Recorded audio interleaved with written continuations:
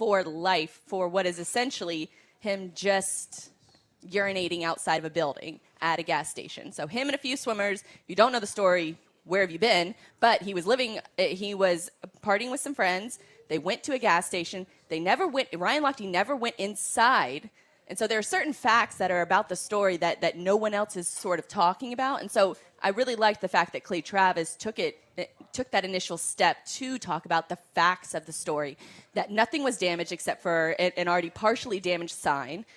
There was a gun that was drawn on him. There was money exchanged. He was drinking. He did make some poor decisions, but I don't think that he's done anything wrong to resort to him losing all of his sponsorships within the past 24 hours. And he's sort of been crucified ever since this happened last week. And so I really appreciated, certain media members that take it upon themselves, that don't sort of, add fuel to the fire and instead look for the facts of the situation. And I think he was one of the first and the only ones that have sort of reported the truth since then. USA Today, I think, came out with a piece yesterday that sort of corroborated the same thing. NBC, TMZ, all of these other media outlets went to that gas station to see if there was any damage done, and they couldn't find anything. So it's just little facts like that haven't been released because it doesn't cause, sort of the social media outrage that everybody has already, heard over the past week. I will say, I think if he was a more articulate athlete, I think a lot of this would have been, that's the nicest way I can say it, I think a lot of this would have been put to bed, and I think the sponsorships would not have been removed from him. But I think that his persona prior to this is also what kind of got him into hot water.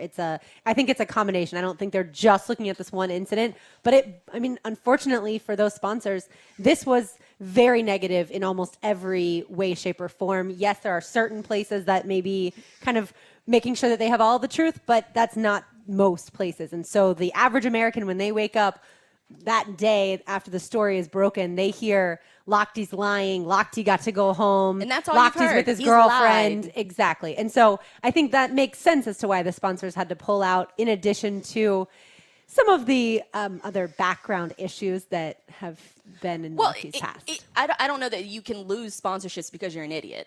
I think. Oh, you absolutely can. I don't know that you should, because being an idiot leads to idiotic decisions. Well, so what about Michael Phelps? What about Draymond Green? What about all these other athletes that have had, circumstances in the past that should have caused them to lose sponsorships? I think the real reason is these sponsors saw a way out. He's 32 years old, and they don't want to spend any more money on him, and he's probably not going to be in any more Olympics. But neither, according to what Phelps is saying, neither is Phelps.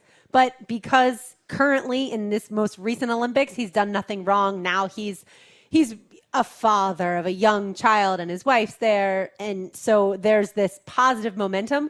Sponsors get to do whatever they want. They can and pull the especially trigger during whenever you they give want. them, right, if you give them a reason, it's their money. They get, But it's they not get a to make reason. those decisions. He was in another. To them, it is. He was But then- wasted yeah. in a country that has had its own sort of issues, whether it's the body parts, whether it's the Zika, whether it's the bad water, whether it's the green water in the pool. He's already, the country's already at a standstill when it comes to public relations. But at the same point, this is still a situation where four American swimmers had guns drawn on them. They demanded money from them, and another swimmer was pulled off of a plane, and they extorted $11,000 from him just so he could get home.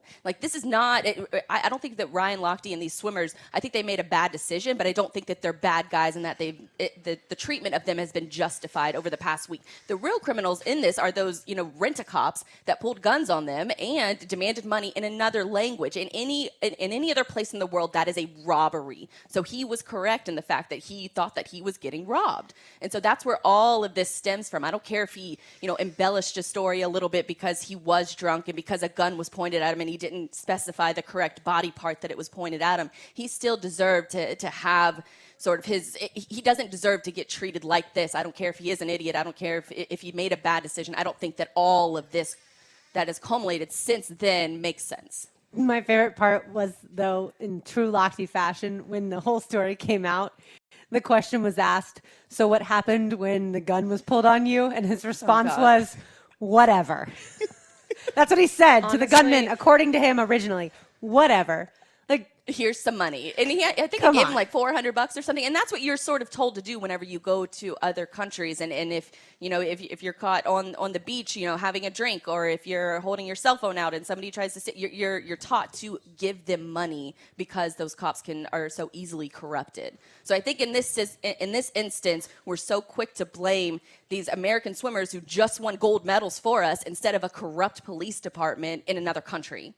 And I certainly understand that part. And by the way, Amanda, you don't get a dud because Yeah, I mean, we already talked about my dud, so I guess I don't even need to talk about your it. dud was Lochte. So My dud was Lochte, you're not done. because he's a bad person, but because he just handled everything the wrong way, and he's just a dud. Well, he's an idiot. Yeah. But I don't think that he should have all of this backlash. He's been raked over the coals for the past week. And I think it's unjustified. But it's also because he stole time from all the other fantastic stories that we've heard in the Olympics. How did he steal it? Because everyone covered it. Everyone's been talking about Ryan Lochte instead of everything else that's been happening, and that's what I his hate. fault. I'm not saying it's his fault, but he is my dud, partly because of that reason, also because he's an idiot. Then that's the media. Your dud should be the media, too. no, my dud is Ryan Lochte. Lochte/media. let's get to who's your stud.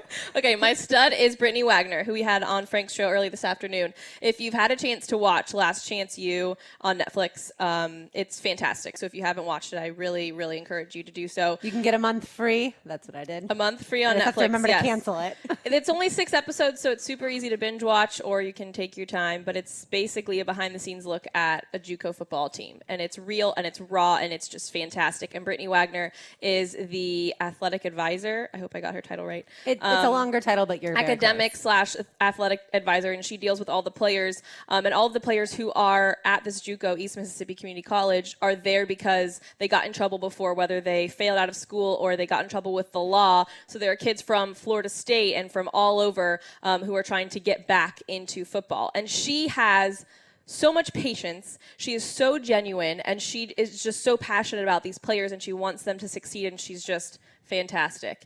And so you'll know what I'm talking about if you watch the show, but she's just awesome. I loved having her on today. She was fantastic. She was great. And not that we have enough time to talk about it, but the one thing that I found very amusing, I don't even know what other word I would use to describe this scene, but the coach, Buddy Stevens, is talking to the players. One of my favorite things is he always says, all right, everybody touch somebody before they pray. Everybody touch somebody. I love that part. I love his accent. But the better part is when he's talking about how they'll get a $300 fine if they have girls in their dorm rooms. Right. So he says, you know what costs a lot less than that? If a bunch of you split a hotel room. I don't have to hear about it. You have to pay less. Maybe they shouldn't have filmed that, or maybe that shouldn't have. No, that's been- the That's what makes real it great. part of this show. This documentary is real as real gets, and that's what I loved about it. And they don't spare anything, even the language. So if you're watching, do not have any children around because it is very, very vulgar. Well, as someone who works in college athletics, I would never have let that part of it on camera. But all right, so my stud, obviously there have been devastating floods in Louisiana. President Obama got kind of harassed a little bit because he didn't leave his vacation up north to come down in Cape Cod or Martha's Vineyard to come down to Louisiana. He went down today, though, so at least that part of it's taken care of. But majority of LSU football players and coaches, as well as the Alabama basketball coach Avery Johnson, who's from Louisiana, from New Orleans, and then also Gamecocks, the South Carolina football team, all got together. The LSU football players actually visited a bunch of the residents who are displaced. There are 60,000 homes that have been damaged in some way, shape, or form. Some have washed away, and then others have varying degrees of damage. And so all of these people got together. Some went and visited, and then the other ones who are not in Louisiana raised a bunch of money and then also got supplies together and collected a truckload or a couple truckloads and sent those to Louisiana. So in times of need, you want Americans to step up and be there for each other. And I thought that they did something above and beyond what they needed to do. And I love that. And I always want to celebrate that. All right, That's cool. quickly, That's Blythe, awesome. your dud. My dud is NBC Universal CEO Steve Burke because he blamed millennials for the low Olympic ratings. He said the Olympics are, he said back in June, if the Olympic ratings were down by 20%, he would blame millennials because they spent too much time on Facebook and Snapchat and woke up and realized that the Olympics were over and that they happened. But the primetime viewership between the 18 to 49-year-old demographic was down 25%, but the live streaming was up 24%. And I think that speaks more to the television market and how we've changed our viewing habits so much. People want things on demand. They want it commercial-free. They want their music, their TV shows, everything on demand. And I think that's where NBC sort of slipped up, and they didn't have that access for regular fans in order to watch it in a way that they want to. So that's my dud, Steve Burke. My dud is Baylor wide receiver Ishmael Zamora. Oh. I'm not going to get into specifics. All I'm going to tell you, because I did not watch the video, I refused to watch the video. He was caught on camera beating his dog, kicking his dog, his Rottweiler, and Baylor was aware of this and did nothing to him. He's now been suspended since it's come out into the public and things like that. But come on, man. Like, it's an awful video. Yeah, that's why I refuse to watch it. Being a dog owner, I can't imagine. I get certainly mad. We all who have pets, Amanda included with her cat, we get frustrated with cats are animals too. Right. I'm saying, I said as a dog owner, you Whatever. have a cat. Whatever. Similar, different though, very different personalities. My dog is 9 and still does bad stuff, but I don't ever want to cause him harm. I want to teach him a lesson in a way that he'll understand it. And this frustrates me because especially, haven't you heard about Michael Vick and the dog fighting and all the stuff that can come of negative publicity when you do something wrong to animals? And so he's my dud, and he needs to be sentenced to 1 million hours of community service at pet shelters. See, I thought it was sort of like an overreaction. Social media can always do that. But when I looked at the video, it was sort of an underreaction because it is very, very gruesome. He's beating him with a belt and then kicking him. I'm not going to watch that. I watched 5 seconds and that was it. It was like, nope, that's it. Yeah, so we'll see what happens with him. All right, on a positive note, we are now going to talk to Jaguars safety Josh Evans. We have lots of questions for him. First, we'll start with football, and then we'll get into the personal side. If y'all have any questions here live with us, certainly let us know, either one, football or personal. We get into the nitty-gritty. And that will be next. Thanks for tuning in to Helmets and Heels or joining us live at the Dreamfinder Stadium home right outside of Everbank Field on 1010 XL 92.5 FM.